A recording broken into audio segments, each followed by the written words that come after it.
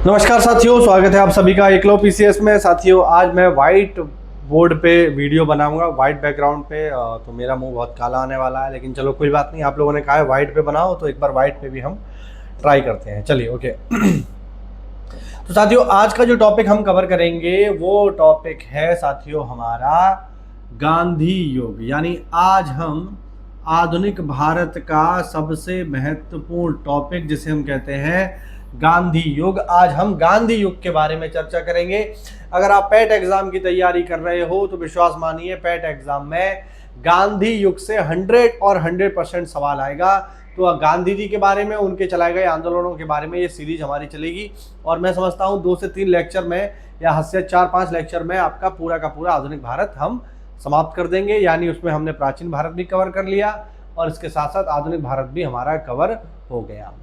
ठीक है, तो ये आपको ध्यान रखना है। 10 नंबर का हमारा सिलेबस करीब करीब यहाँ कंप्लीट हो जाएगा। तो चलिए बात करते हैं गांधी जी की। तो गांधी युग के बारे में जो सबसे महत्वपूर्ण जो परिचय है वो स्वयं गांधी जी का ही है। तो चलिए बात करते हैं महात्मा गांधी के विषय में। चलिए तो बात करेंगे गांधी जी के विषय में। गांधी जी, ठीक है, उम्मीद करता हूँ आपको ये ठीक ठाक दिख रहा होगा, अच्छे से क्लियर होगा।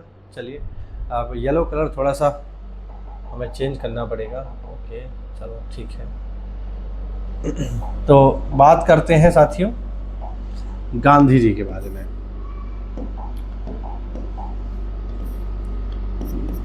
गांधी जी, तो गांधी जी का पहले हम लोग जीवन परिचय लेंगे, ठीक है, इनके बारे में सामान्य जानकारी लेंगे और फिर इस टॉपिक को हम आगे बढ़ाते चले जाएंगे। देखो, महात्मा गांधी का जन्म कब हुआ है, तो मैं समझता हूँ हर व्यक्ति ये बात जानता है कि महात्मा गांधी का जन्म कब हुआ है। रेड भी हम ले सकते हैं इसमें मे भी। तो इनका जो जन्म है वो देखते हैं हम लोग। तो महात्मा गांधी का जन्म हुआ है 2 अक्टूबर 1869 को। दुनिया ये बात जानती है, इसमें कोई ऐसी चीज़ नहीं है जो लोग ना जानते हो। कहाँ जन्म हुआ है इनका, तो इनका जन्म हुआ है पोरबंदर में। पोरबंदर कहाँ है? पोरबंदर पड़ता है गुजरात में। ठीक है, इनके पिता की हम बात करें तो इनके पिता हैं करमचंद गांधी। इनके जो पिता हैं साथियों, इनका नाम है करमचंद गांधी। करमचंद गांधी इनके पिता का नाम है। ठीक है, इनकी माता जी की बात करें तो इनकी माता जो है इनका नाम है पुतली बाई। तो ये इनकी माता जी हैं। करमचंद गांधी जो है साथियों, ये कौन है? तो करमचंद गांधी पोरबंदर राजा के यहाँ दीवान का कार्य करते हैं। तो ये दीवान है, राजा के दीवान है। और पुतली बाई जो है साथियों, ये तीसरी पत्नी है करमचंद गांधी की। ये बात आप लोगों को याद रखनी है। ठीक है, करमचंद गांधी का दूसरा नाम या इनका जो अन्य नाम है जो फेमस है वो है काबा गांधी। तो करमचंद गांधी को हम काबा गांधी के नाम से भी जानते हैं। चाहे काबा गांधी कह लो या करमचंद गांधी कह लो, एक ही बात है। और माता है इनकी पुतली बाई, जो कि तीसरी पत्नी है। ठीक है, तीसरी पत्नी है किसकी? तीसरी पत्नी है करमचंद गांधी की। तीसरी नहीं, सॉरी, चौथी करो इसे। ये पत्नी है चौथी। तो चौथी पत्नी है पुतली बाई किसकी? करमचंद गांधी की। ठीक है, इन्हीं से पुतली बाई से ही जन्म हुआ किसका? पुतली बाई से ही जन्म हुआ महात्मा गांधी का। ठीक है, याद रखना। जिनके माता जी का जो नाम है वो है पुतली बाई। ठीक, अब इनकी पत्नी भी है और बहुत ही कम उम्र में, महात्मा गांधी जब केवल 13 वर्ष के थे, तो मात्र 13 वर्ष की अल्प आयु में ही महात्मा गांधी का विवाह हो गया।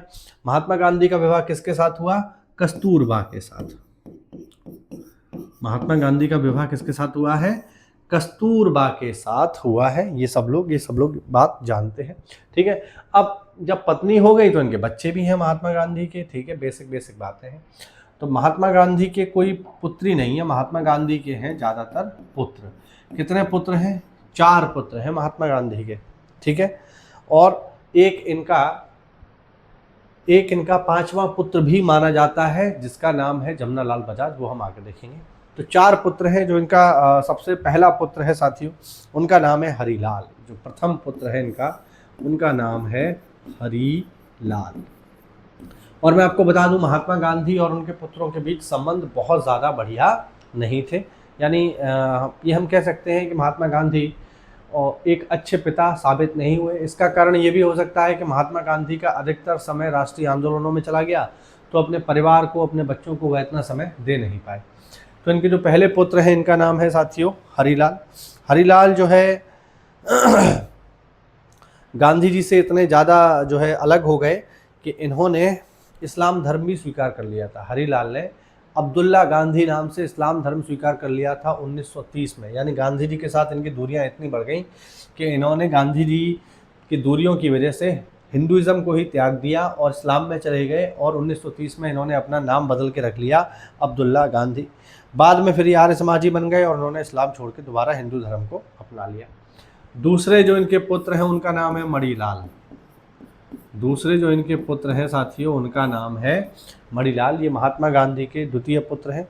और जब महात्मा गांधी अफ्रीका गए थे ना, जब महात्मा गांधी अफ्रीका गए, क्योंकि हम लोग जानते हैं महात्मा गांधी ने अफ्रीका में 22 साल बिताए हैं, तो महात्मा गांधी जब अफ्रीका गए तो उनके साथ ये भी अफ्रीका गए और ये अफ्रीका में ही बस गए, भारत में नहीं आए। संभवतः इनकी पीढ़ी आज भी वहाँ निवास कर रही होगी।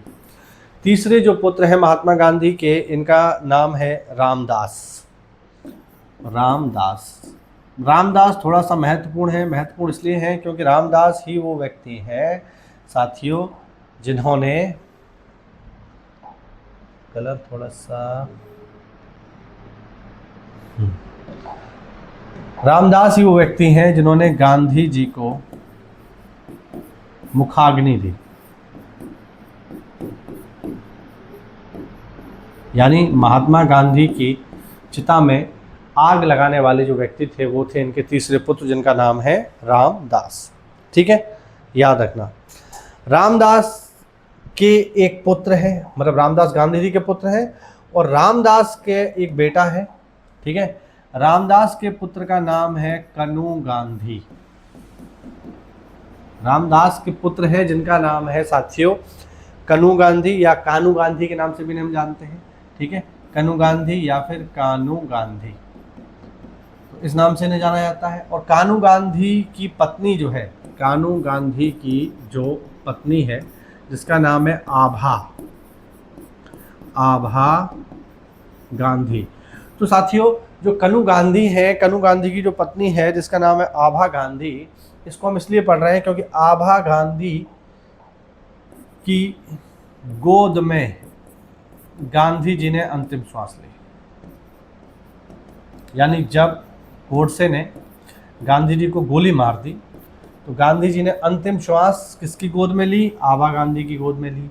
आभा गांधी कौन है साथियों? तो आभा गांधी है कानू गांधी की पत्नी। ठीक है, ये आपको याद रखना है, महत्वपूर्ण चीज़ है। पेपर में अगर पूछ ली गई तो भैया ज़्यादातर लोग इसका जवाब दे नहीं पाएंगे। ठीक है, तो ये आप लोगों को थोड़ा ध्यान रखना है। तो ये हुई रामदास की बात। ठीक है, रामदास के बाद थोड़ा सा हम और आगे बढ़ेंगे तो आ जाएंगे देवदास, गांधी जी के चौथे पुत्र।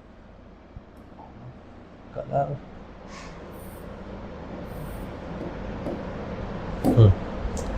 तो आगे है गांधी जी के चौथे पुत्र जिनका नाम है साथियों देवदास।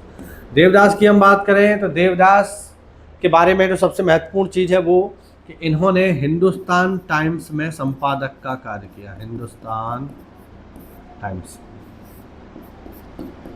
है ना, हिंदुस्तान टाइम्स एक न्यूज़पेपर है, अभी भी चलता है। तो उसमें ये क्या रहे? देवदास उसमें रहे संपादक, एडिटर के तौर पर इन्होंने कार्य किया है हिंदुस्तान टाइम्स में। तो ये थोड़ा सा आपको याद रखना है। ये गांधी जी के 4 पुत्र हैं।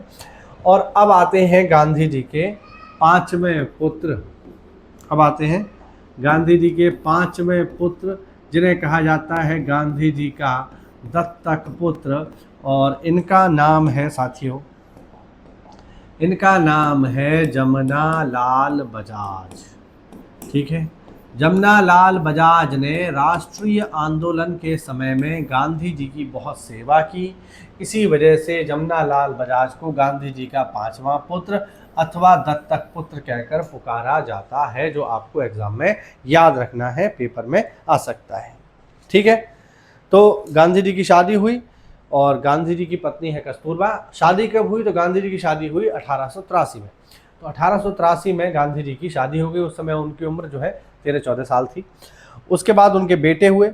अब शादी भी हो गई, परिवार भी है, तो घर तो चलाना है ना। तो उस समय जो सबसे ट्रेंडिंग कोर्स था, जैसे जब मुझे याद है जब मैं हाई स्कूल इंटर में था, तो उस समय जो सबसे ट्रेंडिंग कोर्स था वो था बीटेक, कि अगर आप बीटेक कर लो तो आपको नौकरी मिल जाएगी। वैसे ही उस समय में जो सबसे ट्रेंडिंग कोर्स था वो था बैरिस्ट्री का, कि अगर आप बैरिस्टर बन जाओगे, अगर आप एलएलबी कर लोगे, वकील बन जाओगे, तो आपका ज़िंदगी बहुत ही बढ़िया चलेगा। ऐसा उस समय ट्रेंड था। तो भैया ट्रेंड के चक्कर में गांधी जी भी जो है बैरिस्ट्री करने चले गए। ठीक है, और कहाँ चले गए गांधी जी बैरिस्ट्री करने? 1888 में चले गए लंदन। लंदन में बैरिस्टर की पढ़ाई करने चले गए। ठीक है, यानी वकालत पढ़ने महात्मा गांधी लंदन में चले गए 1888 में, और वहाँ से वापस भी आ गए 2 ही वर्ष में, 3 वर्ष में बेसिकली। तो 1891 में आ गए वापस बैरिस्टर की डिग्री लेकर के। लेकिन गांधी जी ने बैरिस्टर की डिग्री मुझे लगता है बहुत अच्छे ढंग से पढ़ाई की नहीं। इसी वजह से उनको बहुत ज़्यादा केस इंडिया में वापस लौटने के बाद, जब वो वकील बन के आ गए, तो उनको बहुत ज़्यादा केस वहाँ नहीं मिले। इसी बीच उनको जो है ये संदेश मिला कि अगर आप गुजरात में जाकर के, मतलब गुजरात में तो थे ही, उनको ये संदेश मिला कि एक व्यापारी हैं साथियों, जिनका नाम है शेख अब्दुल्ला। तो शेख अब्दुल्ला नाम के एक व्यापारी हैं, उनका एक केस है, और इनकी कंपनी का नाम था दादा अब्दुल्ला एंड कंपनी। ठीक है, तो दादा अब्दुल्ला एंड कंपनी का एक केस है जो महात्मा गांधी जी को ऑफर हुआ। डायरेक्टली ऑफर नहीं हुआ, एक्चुअल में महात्मा गांधी जी के एक चचेरे भाई थे, ठीक है, जिनका काफ़ी अच्छा नाम था वकालत में। तो उन्होंने गांधी जी को रिकमेंड किया कि ठीक है, ये भी एक अच्छा वकील है, महात्मा गांधी, मतलब उस समय महात्मा गांधी तो नाम नहीं था उनका, ठीक है, मोहनदास करमचंद गांधी थे। तो ये एक वकील है मोहनदास नाम का, इसको भी आप जो है कंसिडर करिए, ये भी अच्छा वकील है, ये आपका केस लड़ेगा। तो अपने चचेरे भाई की सहायता से शेख अब्दुल्ला, जिनकी कंपनी थी दादा अब्दुल्ला एंड कंपनी, उनका एक केस महात्मा गांधी को मिला।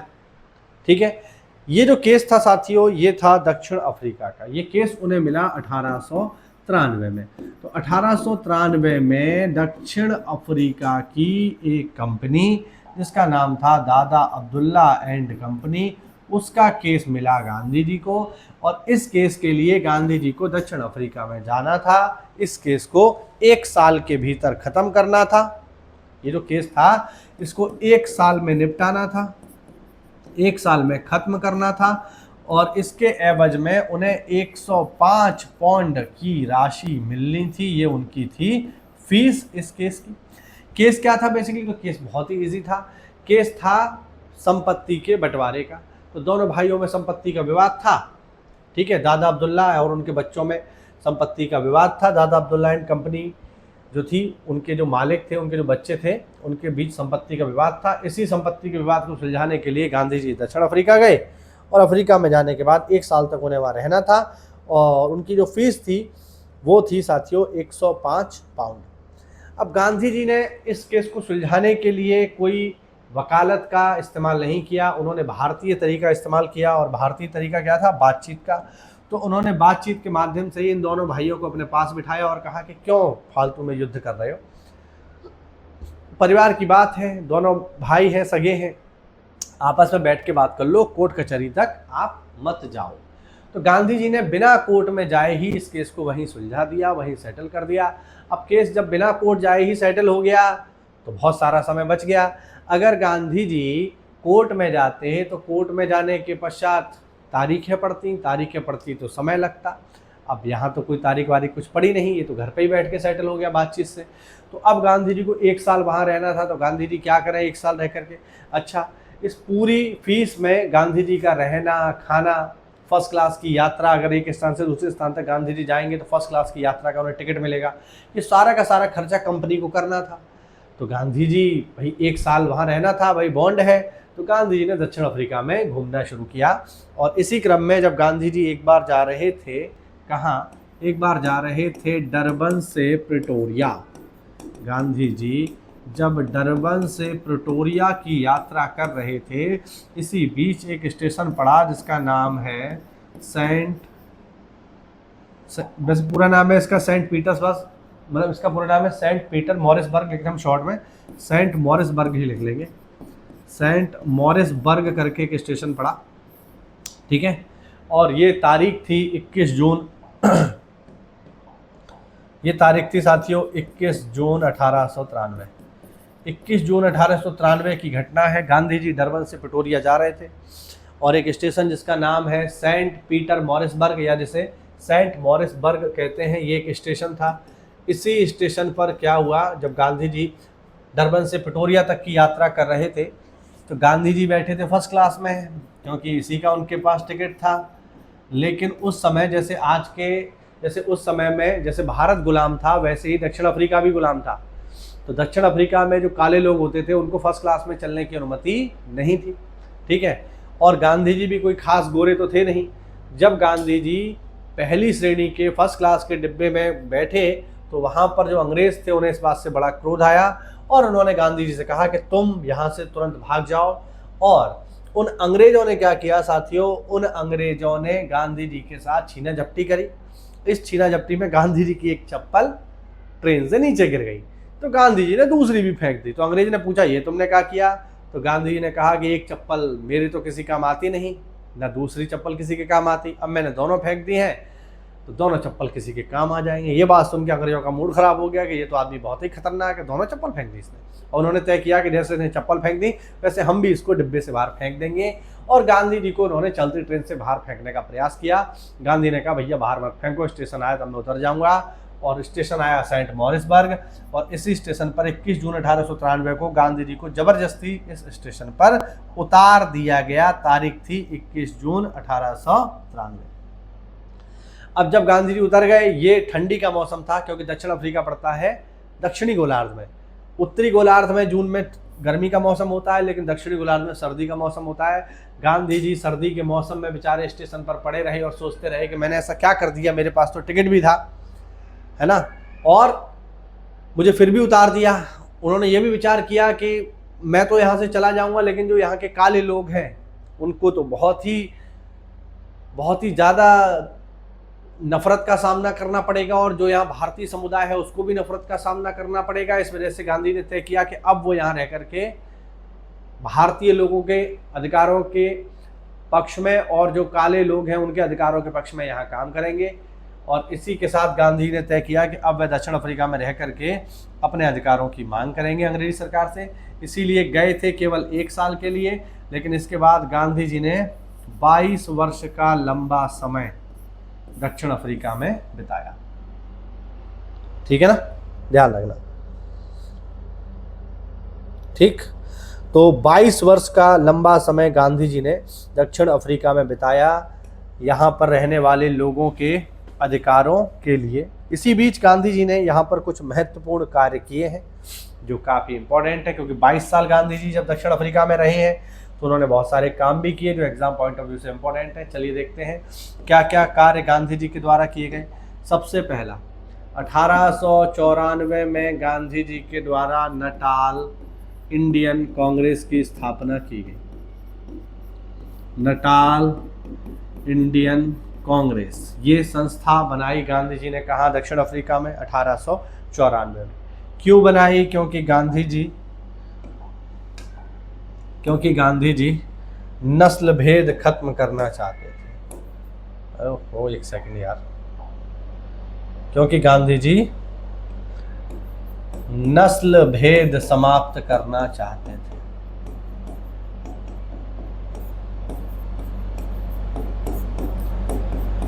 नस्ल भेद समाप्त करने हेतु गांधी जी ने एक संस्था बनाई 1894 में और उसको नाम दिया नटाल इंडियन कांग्रेस। इसके अलावा गांधी जी ने दक्षिण अफ्रीका में 1899 में हुए बोर युद्ध में भी भाग लिया। बोर युद्ध में गांधी जी 2 पक्ष थे, एक तरफ से डच प्लस जो अफ्रीका के मूल निवासी थे उन्हें कहते थे हम लोग, जो काले लोग होते हैं उन्हें क्या कहा जाता है मुझे अभी याद नहीं आ रहा, तो वो भी इनके साथ थे। निग्गर हम कह सकते हैं, ठीक है। हबशी, ठीक है, तो इनके साथ हबशी भी थे, ठीक है। और दूसरी तरफ थे कौन? दूसरी तरफ थे अंग्रेज। अब आप सोच रहे होंगे कि एक तरफ तो डच हैं, काले लोग हैं, एक तरफ अंग्रेज हैं, तो इस युद्ध में गांधी जी ने किसका साथ दिया? इस युद्ध में गांधी जी ने अंग्रेजों का साथ दिया। ये थोड़ा सा आपको अजीब लग सकता है, लेकिन हाँ यही सही बात है। बोर युद्ध में गांधी जी ने डच अथवा काले लोगों का साथ ना देकर के अंग्रेजों का साथ दिया। क्यों? क्योंकि गांधी जी का एक विचार था कि जिन संस्थाओं से, जिन सरकारों से हम शांति के समय में अधिकार मांगते हैं कि हमें ये दे दो, हमें वो दे दो, अगर वो युद्ध में फंसे हों तो हमें नैतिकता के नाते उनकी सहायता करनी चाहिए। गांधी जी दक्षिण अफ्रीका में किससे अधिकार मांग रहे हैं? अंग्रेजों से। तो जब युद्ध हुआ तो उन्होंने अंग्रेजों का ही साथ दिया। इसीलिए युद्ध के पश्चात अंग्रेजों ने गांधी जी को बोर मेडल प्रदान किया, बोर पदक, ठीक है ना। और इस युद्ध में गांधी जी ने एक अलग ही लेवल का काम किया। इस युद्ध में गांधी जी ने अंग्रेज घायल सैनिकों की सहायता के लिए एक संस्था बनाई जिसको नाम दिया इंडियन एम्बुलेंस कोर। तो गांधी जी ने इंडियन एम्बुलेंस कोर बनाई अंग्रेजों की सहायता करने के लिए, घायल अंग्रेज सैनिकों को अस्पताल पहुंचाने के लिए। उनके इस कार्य के लिए उनको बोर मेडल से सम्मानित किया गया। तो दूसरा कार्य गांधी जी का दक्षिण अफ्रीका में ये है। अगला जो महत्वपूर्ण कार्य है जो आपको याद रखना है वो है साथियों, वो है 1904 में फीनिक्स आश्रम की स्थापना। काफी महत्वपूर्ण, 1904 में फीनिक्स आश्रम की स्थापना। फीनिक्स बहुत ही महत्वपूर्ण है कि गांधी जी ने फीनिक्स आश्रम की स्थापना कहाँ की? तो आप बताओगे साउथ अफ्रीका में की, दक्षिण अफ्रीका में की। कब की? 1904 में। 1904 में उनके द्वारा फीनिक्स आश्रम की स्थापना की गई। 1910 में उनके द्वारा टॉलस्टॉय फर्म खोला गया। ये भी महत्वपूर्ण है। 1910 में गांधी जी ने टॉलस्टॉय फर्म खोला। टॉलस्टॉय फर्म ये उन्होंने कहाँ खोला है? तो ये जोहानसबर्ग में खोला है।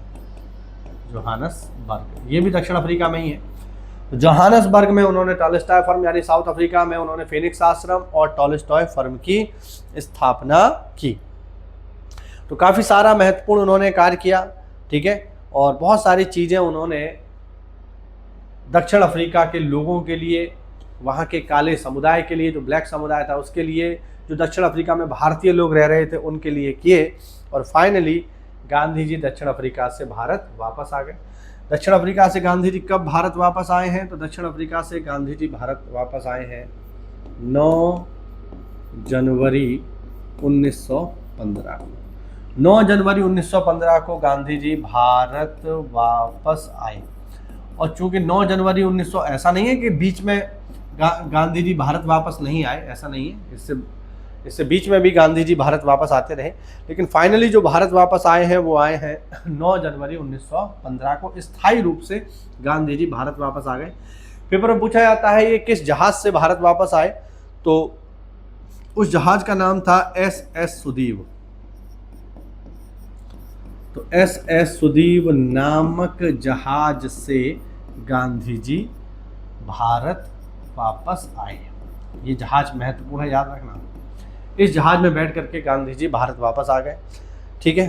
भारत में कहाँ आए? तो भारत में बम्बई में आए। बम्बई के अपोलो बंदरगाह पर गांधी जी उतरे, ठीक है।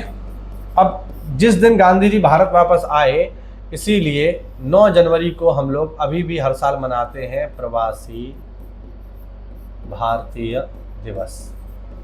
आप लोग मुझे कमेंट करके बताओ जरा कि प्रवासी भारतीय दिवस कब से मनाना शुरू किया गया है। ये एक एग्जाम में पूछा गया क्वेश्चन है, ठीक है।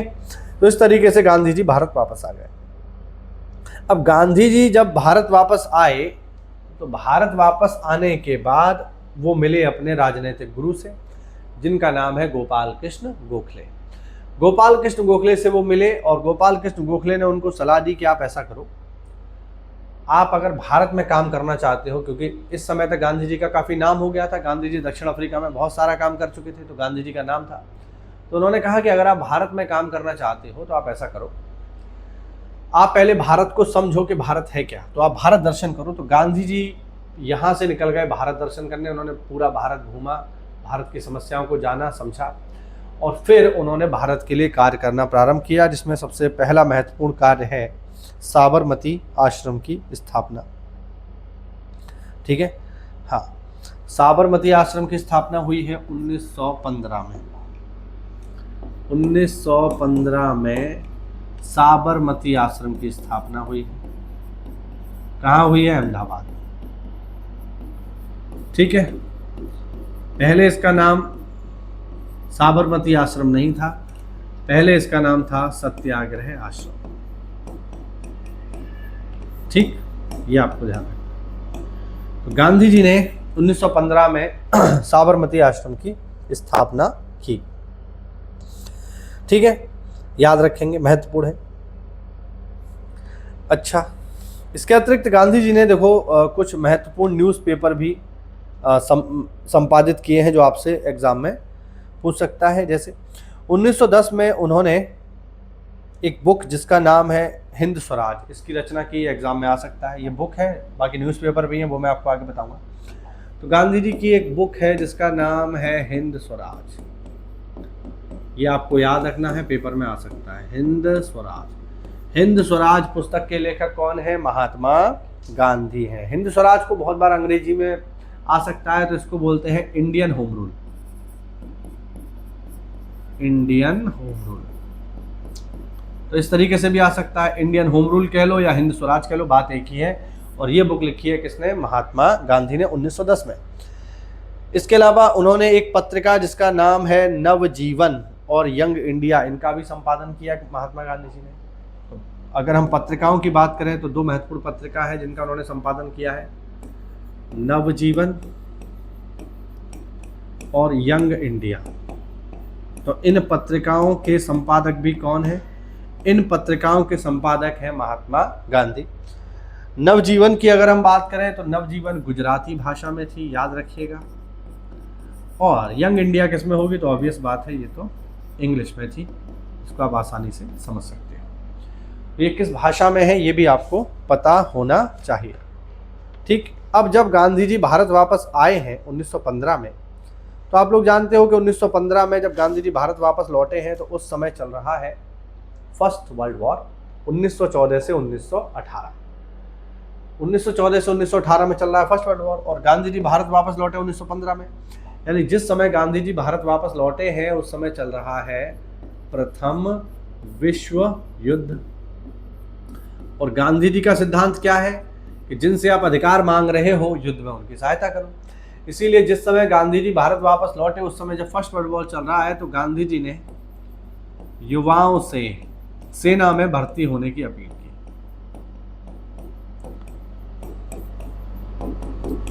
गांधी जी ने युवाओं से कहा कि आप सेना में भर्ती हो जाओ, और बहुत सारे लोगों को उन्होंने सेना में भर्ती करवाया। उन्होंने लोगों से कहा कि आप सेना में भर्ती हो जाइए, तो उनके कहने से बहुत सारे लोग सेना में भर्ती हुए। इसी कारण से गांधी जी को कहा जाता है, एक उन्हें उपनाम दिया गया, सेना में भर्ती कराने वाला सार्जेंट। ये उनकी उपाधि हो गई एक तरीके से,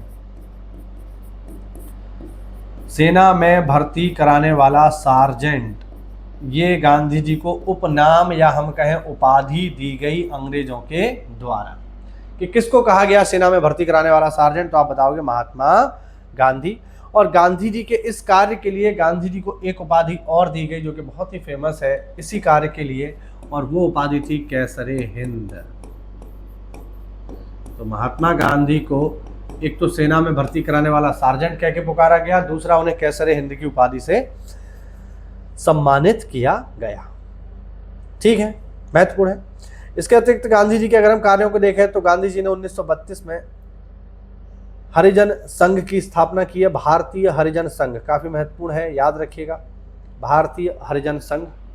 और बेसिक क्वेश्चन अगर हम गांधी जी के बारे में देखें तो गांधी जी के जो राजनीतिक गुरु हैं वो मैंने अभी आपको बताया। गांधी जी के राजनीतिक गुरु कौन है?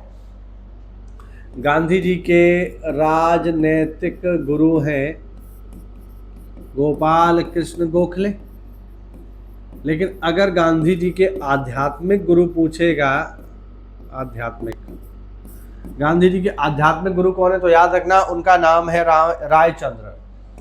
रायचंद्र हैं गांधी जी के आध्यात्मिक गुरु। ये सब पेपर में छोटे छोटे फैक्ट हैं जो आ सकते हैं, और आप अगर इन्हें नहीं पढ़ोगे तो कर नहीं पाओगे।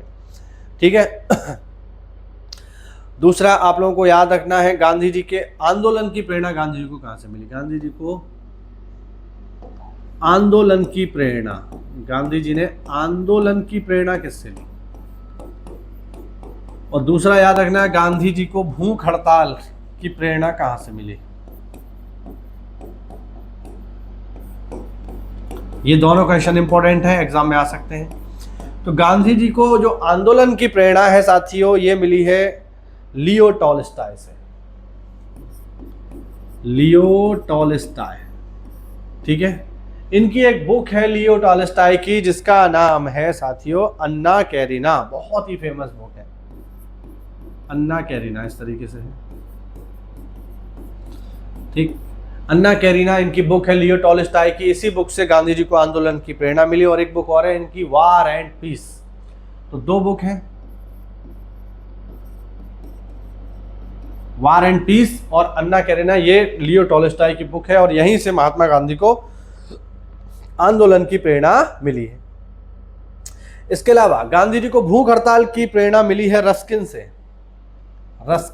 रस्किन बॉन्ड मत कर देना, रस्किन बॉन्ड तो अभी जिंदा है, ठीक है। रस्किन से, रस्किन कौन है? तो रस्किन है भैया ब्रिटेन के एक प्रमुख दार्शनिक, और जिनकी बुक है अनटू द लास्ट। तो रस्किन की बुक जिसका नाम है अनटू द लास्ट, यहां से गांधी जी को प्रेरणा मिली किसकी? भूख हड़ताल की, याद रखना। और आंदोलन की प्रेरणा टॉलस्टॉय से। ये इंपॉर्टेंट क्वेश्चन है, पेपर में आ गए तो ज्यादातर लोग इनको छोड़ आएंगे, उनको समझ में ही नहीं आएगा, ठीक है। और इसके बाद शुरू होते हैं गांधी जी के आंदोलन, ठीक। 1917 में गांधी जी का पहला आंदोलन, और फिर 1918 में बैक टू बैक दो आंदोलन। अब गांधी जी की हत्या की हम बात करें तो इसको मैं बस आपको नॉर्मल बता देता हूँ। गांधी जी की हत्या हुई है 30 जनवरी 1948 को, और करने वाले व्यक्ति कौन है? दुनिया जानती है, नाथूराम गॉडसे। नाथूराम गॉडसे ने उनकी हत्या कहाँ करी? नाथूराम गॉडसे ने उनकी हत्या दिल्ली में करी, जब वो बिरला मंदिर से शाम की प्रार्थना करके लौट रहे थे, तभी उनके सीने में उन्होंने गोलियां दाग दी और महात्मा गांधी की मृत्यु हो गई, ठीक है। उसके बाद नाथूराम गॉडसे पर केस चला, और नाथूराम गॉडसे को महात्मा गांधी की हत्या करने के अपराध में फांसी की सजा हुई, और फांसी की सजा सुनाने वाले जज थे आत्माचंद अग्रवाल। तो जज आत्माचंद अग्रवाल ने महात्मा गांधी की हत्या के अपराध में नाथूराम गॉडसे को फांसी दे दी, ठीक। तो ये तो खैर अलग बात है, बट जो ज्यादा महत्वपूर्ण चीज है हमारी, वो है महात्मा गांधी के प्रारंभिक आंदोलन। तो महात्मा गांधी के प्रारंभिक आंदोलन की जरा हम बात करते हैं, देखते हैं, और ये काफी महत्वपूर्ण है। प्रारंभिक आंदोलन में अगर हम देखें तो सबसे प्रमुख जो आंदोलन आता है एग्जाम में, जो पहला आंदोलन है जो गांधी जी ने भारत में पहला आंदोलन किया, वो है चंपारण सत्याग्रह। वो है साथियों चंपारण सत्याग्रह, ठीक है। चंपारण सत्याग्रह कब हुआ है? 1917 में हुआ है, याद रखना, बहुत ही महत्वपूर्ण है। चंपारण सत्याग्रह कब हुआ है? 1917 में हुआ है। कहाँ हुआ है? तो भैया बिहार में हुआ है, ये आपको याद रखना है। बिहार में हुआ है चंपारण, क्योंकि चंपारण नाम की जगह बिहार में ही है। हुआ क्यों है? इसका कारण क्या है? तो कारण है इसका साथियों तिनकठिया प्रणाली। तिनकठिया प्रणाली, ये भी पेपर पूछा जाता है कि इसका कारण क्या था, तो आप बताओगे बिहार परिक्षेत्र में चलने वाली तिनकठिया प्रणाली, जिसके अंतर्गत किसानों को अपनी भूमि के 3/20 भाग पर अनिवार्य नील की खेती करनी होती थी। यानी अगर आपके पास 20 बीघा जमीन है, मान लीजिए 20 बीघा जमीन है अगर आपके पास, तो उस 20 बीघा जमीन में से 3 बीघा आप लोग क्या उगाओगे? नील करोगे। ये अंग्रेजों का फरमान था। एक समय में नील की अंतर्राष्ट्रीय मार्केट में बहुत डिमांड थी, तो अंग्रेज क्या करते थे? भारतीय किसानों से जबरदस्ती नील का प्रोडक्शन करवाते थे और उसको अंतर्राष्ट्रीय मार्केट में बेच करके अंग्रेज बहुत अच्छा मुनाफा कमाते थे। हमें कुछ रुपया दे दिया जाता था और बाकी इससे मुनाफा कमाते थे कौन? अंग्रेज। बाद में क्या हुआ, बाद में हुआ ये कि जर्मनी में कृत्रिम नील बन गई। ये जो नील थी ये कैसी थी, नेचुरल। उन्होंने क्या किया, उन्होंने कृत्रिम नील बना ली। कृत्रिम नील हमारे घरों में भी तो इस्तेमाल होती है, आया नया उजाला 4 बूंदों वाला, वो क्या है, वो नील ही तो है। तो वो नील बन गई केमिकल वाली। जब केमिकल वाली नील बन गई तो वो बहुत सस्ती थी, है ना, और टिकाऊ भी थी। नेचुरल नील की डिमांड अंतर्राष्ट्रीय मार्केट में कम हो गई, तो ये जो नील थी इसकी डिमांड कम हो गई, इसका बिकना बंद हो गया। लेकिन इसके बावजूद भी जो नियम था कि आपको खेती करनी पड़ेगी 3/20 भाग पर, वो नियम चलता रहा और जबरदस्ती नील का प्रोडक्शन इन लोगों से करवाते रहे और वो नील गोदामों में पड़ी पड़ी सड़ती रहती थी। इसका इन्हें कोई फायदा नहीं होता था, लेकिन फिर भी नील की खेती यहाँ जबरदस्ती कराई जा रही थी। तो इसी चीज को ध्यान में रखते हुए एक व्यक्ति गांधी जी से लखनऊ अधिवेशन में मिले 1916 में, है ना, एक व्यक्ति जिनका नाम था राजकुमार शुक्ला। तो राजकुमार शुक्ल जी महात्मा गांधी से मिले 1916 में लखनऊ अधिवेशन में। उन्होंने गांधी जी से कहा कि हम तो बहुत परेशान हैं, हमारी समस्या आपको सुननी चाहिए। और उन्होंने अपनी समस्या गांधी जी को बताई और गांधी जी को लगा ये वास्तविकता में एक महत्वपूर्ण चीज़ है, ठीक है।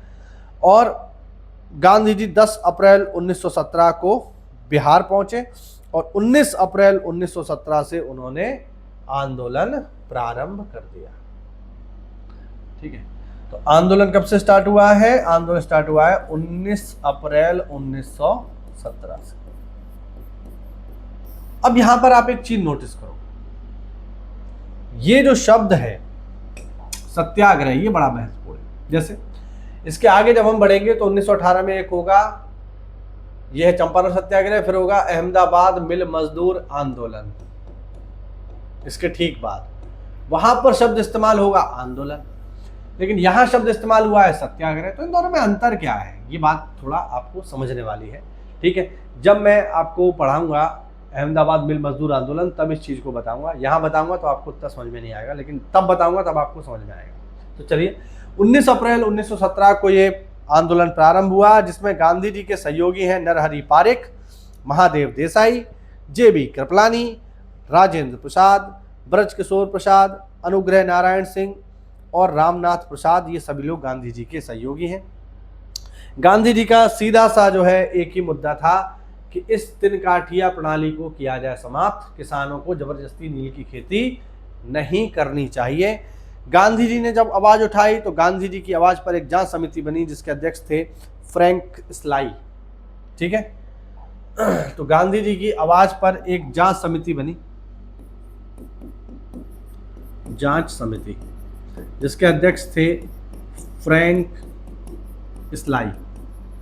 इनकी अध्यक्षता में ये कमेटी बनी जिसमें गांधी जी भी एक सदस्य के रूप में शामिल थे और इन लोगों ने जांच करी और जांच में पाया कि वास्तविकता में इन लोगों की डिमांड सही है और इस प्रणाली को खत्म कर देना चाहिए। तो इस कमेटी की सिफारिश पर, ठीक है, 3 काठिया प्रणाली को कर दिया समाप्त अंग्रेजों ने। उन्होंने कहा ठीक बात है, अब इसकी कोई ज़रूरत नहीं है। तो गांधी जी के आंदोलन करने पर 3 काठिया प्रणाली हो गई समाप्त और ये आंदोलन हो गया एक सफल आंदोलन। इसी आंदोलन की सफलता के बाद रविंद्रनाथ टैगोर ने मोहनदास करमचंद गांधी जी को कहा महात्मा। तो इसी आंदोलन के बाद रविंद्रनाथ टैगोर ने गांधी जी को महात्मा की उपाधि दी। ये महत्व है, महात्मा, महान आत्मा। तो महात्मा की उपाधि जो है वो गांधी जी को कब मिली है, 1917 में। किसके द्वारा दी गई, रविंद्रनाथ टैगोर के द्वारा ये दी गई, ठीक है। याद रखिएगा, काफी महत्वपूर्ण है ये बात, पेपर में आपसे पूछी जा सकती है, एग्जाम में आपसे पूछी जा सकती है। ये था गांधी जी का प्रथम सफल आंदोलन जिसका नाम है चंपारण सत्याग्रह, जो आपको याद रखना है। इससे एग्जाम में बस यही क्वेश्चन आ सकते हैं और इसमें कुछ भी आपसे पूछने वाला नहीं है। इसके जस्ट बाद जो है हुआ साथियों दूसरा आंदोलन जिसका नाम है 1918 में जो हुआ और इसका नाम है अहमदाबाद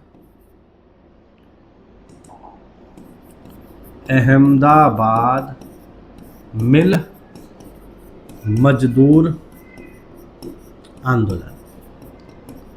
ये कब हुआ है साहब? ये हुआ है 1918 में, ठीक है, बैक टू बैक हुए हैं। और इसकी प्रॉपर डेट है 15 मार्च 1918, अहमदाबाद मिल मजदूर आंदोलन। मुद्दा क्या था, क्यों हुआ भैया? तो एक्चुअल में अहमदाबाद में जो मिल मजदूर थे इस समय में, या इससे कुछ दिन पहले 1915 के आसपास, 1916 के आसपास एक बीमारी फैली, प्लेग नामक बीमारी फैली। तो प्लेग नामक बीमारी से अपने मजदूरों को बचाने के लिए, क्योंकि प्लेग नामक बीमारी फैलती है चूहे से, तो घर को साफ स्वच्छ रखा जाए, चूहों को बाहर भगाया जाए, और मजदूरों के स्वास्थ्य को बेहतर रखने के लिए मिल मालिकों ने क्या किया, मजदूरों को प्लेग बोनस देना प्रारंभ कर दिया कि आप अच्छे से रहो, स्वच्छ कपड़े पहनो, स्वच्छ खाना खाओ, इसके लिए हम आपकी सैलरी बढ़ा देते हैं, और उसको नाम दिया गया प्लेग बोनस। ठीक है, प्लेग बोनस कितना था? करीब करीब इनकी सैलरी का 50% था। यानी उस समय अगर मान लो किसी को 100 रुपये सैलरी मिल रही थी, तो इस बीमारी की वजह से उसको सैलरी मिलने लगी 150 रुपया। अब 150 रुपया सैलरी मिल रही है तो व्यक्ति के खर्चे 150 रुपये के हिसाब से होंगे। अब बीमारी की वजह से तो बोनस मिल रहा था, बीमारी ऐसा तो है नहीं हमेशा चलेगी, धीरे धीरे करके बीमारी खत्म हो गई। बीमारी खत्म हो गई तो मिल मालिकों ने कहा कि जब प्लेग नहीं है तो प्लेग बोनस किस बात का, इसीलिए इस बोनस को कर दो खत्म। इस बात से मजदूर चिढ़ गए और उन्होंने कर दी हड़ताल, और इस कार्य को करने के लिए उनका साथ दिया किसने? महात्मा गांधी जी ने। इस आंदोलन की शुरुआत की अनुसुईया बेन ने, याद रखना, इस आंदोलन की शुरुआत किसने की? इस आंदोलन की शुरुआत की अनुसुईया, क्या कैसे लिखेंगे? अनुसुईया बेन। अनुसुईया बेन ने ही गांधी जी को पत्र लिखा और इस समस्या के बारे में बताया। अब गांधी जी तो सुपरमैन है, कोई समस्या हो गांधी जी को बताओ। तो गांधी जी यहाँ पहुंचे और इस स्थान पर गांधी जी ने कहा कि आप लोग करो क्या? आप लोग तो करो हड़ताल, काम बंद कर दो, और मैं करूंगा आप लोगों के लिए भूख हड़ताल। देख रहे हो गांधी जी को? और इसी स्थान पर गांधी जी ने पहली बार भूख हड़ताल करी है। ये इससे पहले हमने अभी तक पढ़ा क्या कि गांधी जी ने कहीं भूख हड़ताल करी? नहीं, बिल्कुल नहीं। लेकिन इसी स्थान पर गांधी जी ने पहली भूख हड़ताल करी है, और ये हड़ताल 21 दिन तक चली। गांधी ने कहा जब तक मजदूरों की मांग नहीं मानी जाएगी मैं खाना नहीं खाऊंगा, और 21 दिन की लंबी भूख हड़ताल उन्होंने करी। याद रखना, गांधी जी के द्वारा पहली भूख हड़ताल कब की गई? पहली भूख हड़ताल अहमदाबाद मिल मजदूर आंदोलन के समय में की गई। और यहाँ पर आप ये देखो जो शब्द है आंदोलन, अब मैं इसका मतलब आपको समझाता हूँ कि इसका मतलब क्या है। देखो, जब बात सत्याग्रह की होगी, जैसे ऊपर हमने क्या देखा, ऊपर जब किसानों की बात थी तो चल रहा था क्या? सत्याग्रह। सत्याग्रह में क्या होता है? सत्याग्रह में काम को नहीं रोका जाएगा, जो काम चल रहा है चलता रहेगा, और हम अपनी मांगे सरकार से रखते रहेंगे, लेकिन काम जो चल रहा है वो रोका नहीं जाएगा। ठीक है, अब मान लो किसान अगर हड़ताल कर दें, ठीक है, तो किसान अगर हड़ताल करेगा तो हड़ताल में करेगा क्या? खेती करना बंद कर देगा। खेती करना अगर किसान बंद कर देगा तो नुकसान किसको ज्यादा होगा? अंग्रेजों को कि किसानों को? किसानों को। फिर किसान खाएगा क्या? अंग्रेजों को कोई फर्क नहीं पड़ेगा।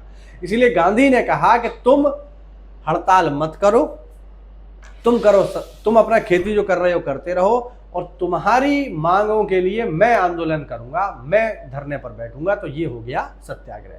लेकिन साथियों, जब आंदोलन की बात आएगी तो आंदोलन में गांधी जी क्या कर रहे हैं? गांधी जी कह रहे हैं कि अब भैया कर दो चक्का जाम। क्यों?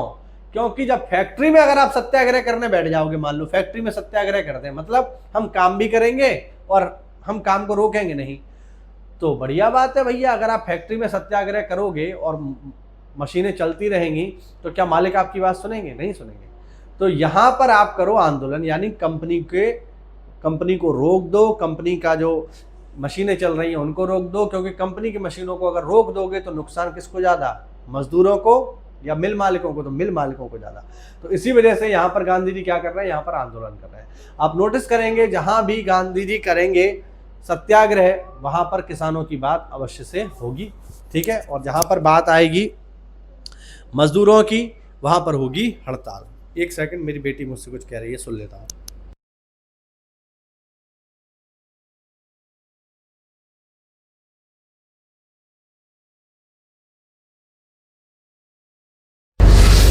चलिए भाई, ठीक है। हाँ, तो ये अंतर है, ठीक है। सत्याग्रह में काम बंद नहीं होगा, काम चलता रहेगा, लेकिन आपकी मांगे सुनी जाएगी। आंदोलन में काम वाम सब बंद, सब कुछ हड़ताल होगी। तो यहाँ पर हड़ताल हो रही है और इसी स्थान पर अहमदाबाद मिल मजदूर आंदोलन में ही गांधी जी करते हैं पहली भूख हड़ताल 21 दिन की। तो ये आपको ध्यान रखना है, ठीक है। बाद में क्या हुआ, बाद में गांधी जी की बात मानी गई और इस आंदोलन में गांधी जी के सहयोगी कौन है, ये ध्यान रखना, महत्वपूर्ण बात है, पेपर में आ सकती है। इस आंदोलन में गांधी जी के सहयोगी है शंकरलाल बैंकर और वल्लभ भाई पटेल।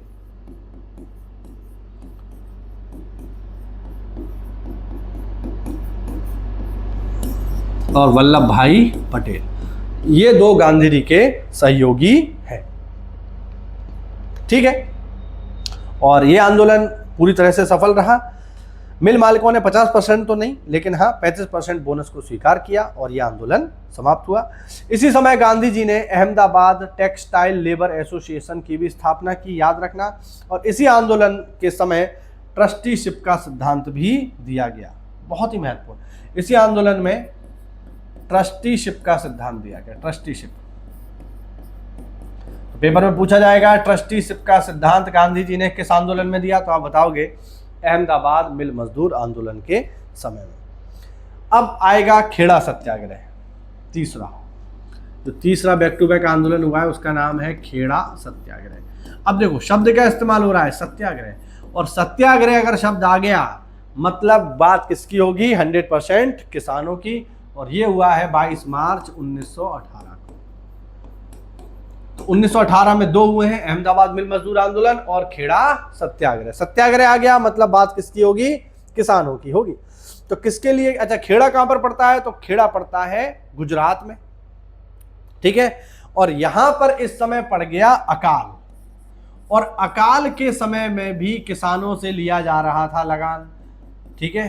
तो इस स्थिति में जब अकाल पड़ गया है तो लगान भाई किसान कैसे दे पाएंगे।